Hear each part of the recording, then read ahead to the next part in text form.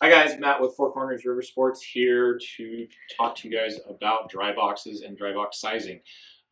One of the most confusing parts about building a whole raft frame is making sure that you get the proper size boxes, and obviously dry boxes are a part of that.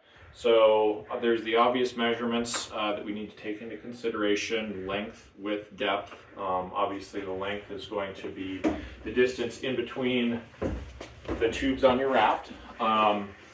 Generally, you want to leave about 1 inch space on either side. So if you've got a 40-inch wide profile on the inside of your boat, you're probably going to want to go with about a 38-inch dry box. Front to back measurement oftentimes is dictated by the box manufacturer. There's not as many options there unless you're doing custom boxes, of course. If you have an adjustable frame, great, no problem. Obviously, if you have a welded frame, then we need to take that into account, and oftentimes that may be a custom box size. Depth as well. Obviously, you don't want to have the box sitting on the floor of the boat. You don't want to have it sticking way up out of the top of the frame. So just making sure that you're getting the right height for your boat. Obviously, tube diameter has a bit to do with that, as well as the floor depth.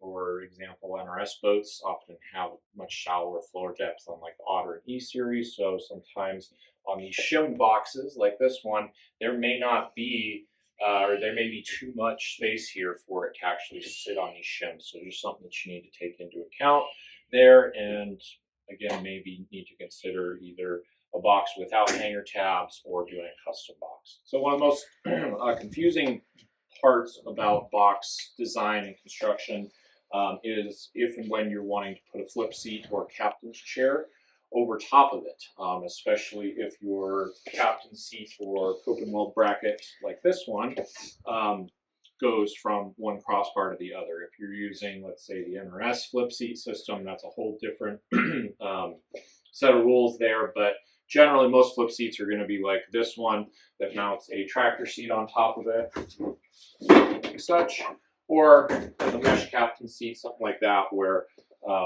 the entire seat is supported on both crossbars.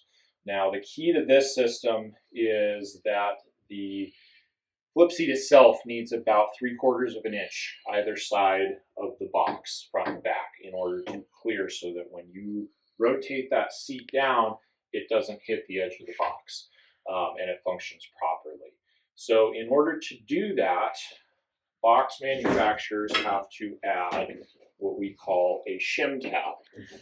And those shims are basically just a 3/4 inch spacer that sits between the box and the crossbar here. So this would be the crossbar sitting right there like that. So basically it just provides a little bit of gap right there in order for the seat to clear. Now, most manufacturers don't allow you to add this on after the fact. We actually worked directly with RioCraft to come up with this design to alleviate this solution.